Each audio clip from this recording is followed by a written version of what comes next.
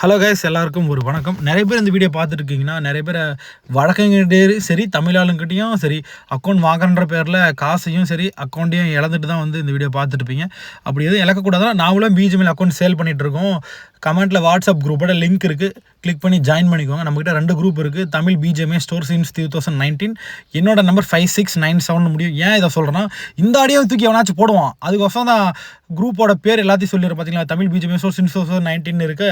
So நீங்கள் என்கிட்டயுமே join பண்ணோன்னே account by பண்ணணும்னு கிடையாது. எங்கேயுமே இதை ஃபாலோ பண்ணிக்கோங்க. நீங்கள் ஸ்கேம் ஆகக்கூடாதுன்னா ஜாயின் பண்ண உடனே அக்கௌண்ட் பர்ச்சேஸ் பண்ணாதீங்க. ஒரு 1 or 2 வீக்ஸ் பாருங்கள், அதோட ஆக்டிவிட்டிஸ் எப்படி இருக்குன்னு செக் பண்ணிவிட்டு வாங்குங்க. அதே மாதிரி நீங்கள் ஜாயின் பண்ணோடனே ஏதாச்சும் அன்வான்டாக மெசேஜ் வருது, அந்த குரூப்பில் அட்மினை தவிர அப்படின்னா அதுவுமே ஸ்கேம் தான். என் குரூப்பில் ஜாயின் பண்ணால் அதை ஃபாலோ பண்ணிக்கோங்க.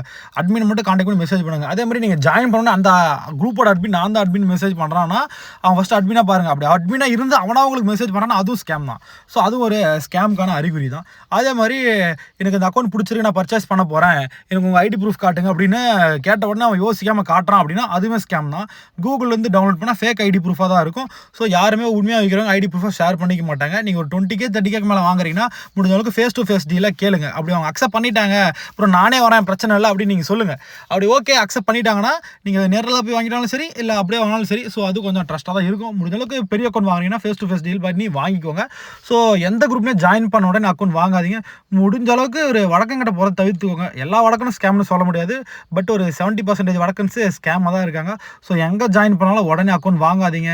கொஞ்சம் லாகின் ப்ராப்பராக தராங்கன்றதை செக் பண்ணிவிட்டு அக்கௌண்ட் பர்ச்சேஸ் பண்ணுங்கள். ஓகேங்களா?